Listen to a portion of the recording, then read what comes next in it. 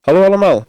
Op het Weller-kanaal laat ik vandaag zien hoe je het scherm van een laptop opneemt met video en geluid. Ga naar een browser en typ Streamlabs. Klik op Streamlabs downloaden, klik op downloaden. Open het installatiebestand, klik op ja, klik op volgende, installeer en wacht tot de installatie klaar is. Klik dan op Finish en open het programma.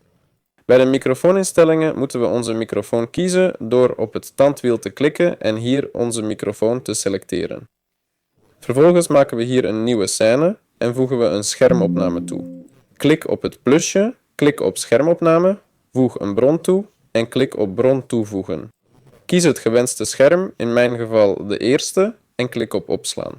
Ga dan naar de audio-instellingen van de desktop, klik op instellingen en selecteer hier alles op standaard, zodat het geluid van de computer wordt gebruikt. Dat is alles. Als je een webcam wilt toevoegen, klik je op het plusje. Hier moet je de videobron vinden.